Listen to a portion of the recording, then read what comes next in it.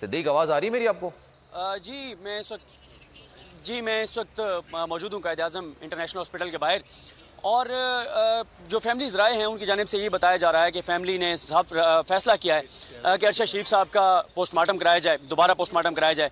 और अगर दोबारा पोस्टमार्टम होना है तो वो पिम्स हॉस्पिटल में कराया जाएगा, जो ज़राए बताते हैं। और अभी उनको सर्द खाने में मुंतकिल किया जा रहा है और वहाँ से उनको सुबह 5 साढ़े 5 बजे हो सकता है कि पोस्टमार्टम के लिए पिम्स हॉस्पिटल ले जाया जाए। तो ये फैमिलीज़ जो ज़राए बता रहे हैं, ये बड़ा फैसला है कि उनका एक बार फिर जो है वो पोस्टमार्टम कराया जाए।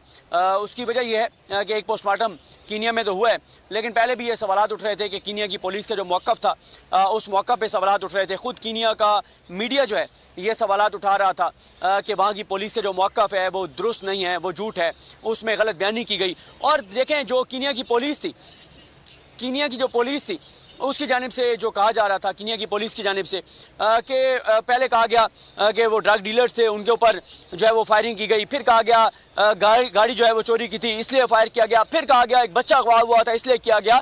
तो तज़ादात आते रहे, मुख्तलिफ तरह के बयानात आते रहे और उन तज़ादात पे इंटरनेशनल मीडिया सवालात उठा रहा है। उन पर पाकिस्तान के अंदर तो मीडिया उस तरह सवालात नहीं उठा रहा, क्योंकि पाकिस्तान की हुकूमत ये चाह रही है कि जो कीनिया की पुलिस ने कहा है मनोआन तस्लीम कर लिया जाए। लेकिन कोई भी बाशऊर पाकिस्तानी, कोई भी वो पाकिस्तानी, कोई भी मुहब्बे वतन पाकिस्तानी, कोई भी एवरेज आईक्यू लेवल रखने वाला शख्स जो है वो कीनिया की पुलिस के इस मौक़िफ़ को तस्लीम नहीं कर सकता जो कीनिया की पुलिस कह रही है। कीनिया की पुलिस का जो मौक़िफ़ है उसके ऊपर पूरे इंटरनेशनल मीडिया सवाल उठा रहा है कि देखिए, इतना अहमकाना मौक़िफ़ है कि एक बच्चा अगवा हुआ और